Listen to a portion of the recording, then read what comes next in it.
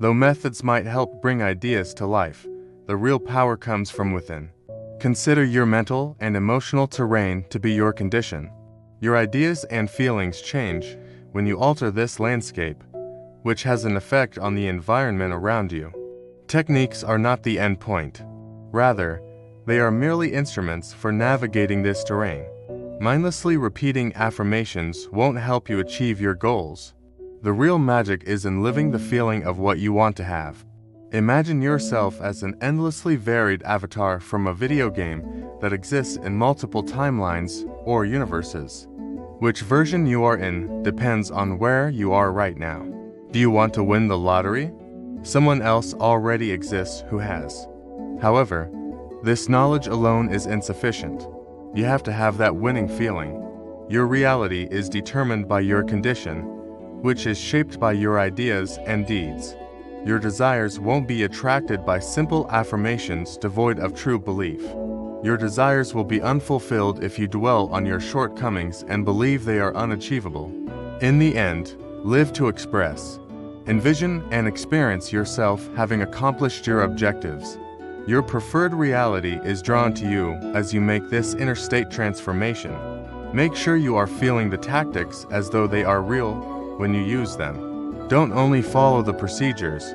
Experience the feelings as though you are watching this video in real time. Engross yourself in the experience by visualizing your technique as a doorway.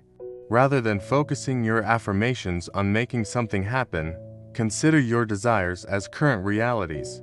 Saying something like you're currently watching this video lends credibility. Feel as though what you say is true. Accept the end state by behaving and believing that your objective has already been reached. Adopt the persona of the possessed and cease dwelling on what you lack. This calls for deliberate work, putting aside the here and now, and believing in the outcome. Would I be doing this if I already had my desire? Asks oneself. Imagine yourself having your desire and experiencing its sensations by using your imagination. But don't make living in the end feel forced. You become naturally in this state when you really are it. You don't require strategies or continuous reminders. It gets imprinted, like your address or name, the feeling of knowing. Using the power within you to manifest your desires is the goal of manifestation, not depending on outside forces to fulfill them. The law of assumption is predicated on faith. It's the steadfast conviction that your dreams are real, even if they haven't yet come true. This kind of thinking gives you hope, which is what keeps you moving forward in your manifesting process. In the absence of hope and faith, the law of assumption becomes ineffective. Consider them the fuel and engine of your manifestation machine. The phrase faith is the evidence of things not seen aptly sums up this idea. Being religious doesn't mean blindly believing in things. Rather, it means recognizing that your aspirations are already real on a deeper level. It's an awareness of the invisible that comes from the mind and a belief that goes beyond the bounds of reality. When you don't have faith, you basically don't think that your goals can come true. Recall that your internal state of consciousness is reflected in your outward environment. Lack of faith stifles the manifestation process by fostering doubt and negativity.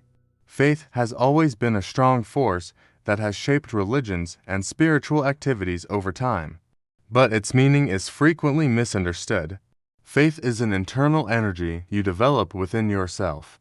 It is not about praying to an outside deity to fulfill your objectives. It all comes down to having faith in your own strength and your capacity to bring about the reality you have imagined. You give up control and become reliant on something outside of yourself when you depend on other factors. A genuine religion gives you strength and opens the door to your own boundless possibilities.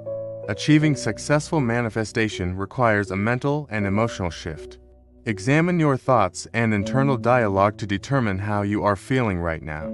If your mantra is "I need a job" or "I don't have enough money," you're living in a state of deprivation. You must claim a new state that supports your objectives in order to bring about the things you want. Using affirmations is the most effective strategy. But here's a twist. Rather than concentrating on making something happen, Acknowledge your desires as already realized. Say, I am employed rather than I will get a job, for example. As you talk, let your words to be true to yourself. This gives you the ability to close the gap between your intended state and your current state. Maintaining consistency is crucial once you've embraced your new state. Don't simply consider it once and move on. But there's an important difference between obsession and consistency. This is the juicy part. Reaffirm your new state on a regular basis using affirmations, imagery, and inspired, desire-lining acts. This keeps your attention on the desired outcome. Avoid being obsessed with imagining or affirming things all the time. Anxiety may result from this, and the manifestation process may become impeded. Put your faith in the process and let the universe take care of the specifics. To know you possess an automobile, you don't have to think about it all the time. In the same way, if you constantly present yourself as abundant, you will gradually start to feel that way all the time. By nurturing hope and faith, you light the spark that propels manifestation. Recall that this is an internal quest to take back control of your life and bring your desires into alignment with your state. Make good use of visualizations and affirmations, and maintain your condition of alignment rather than fixation over time. Allow your faith to serve as proof of the invisible, and watch as your goals come true.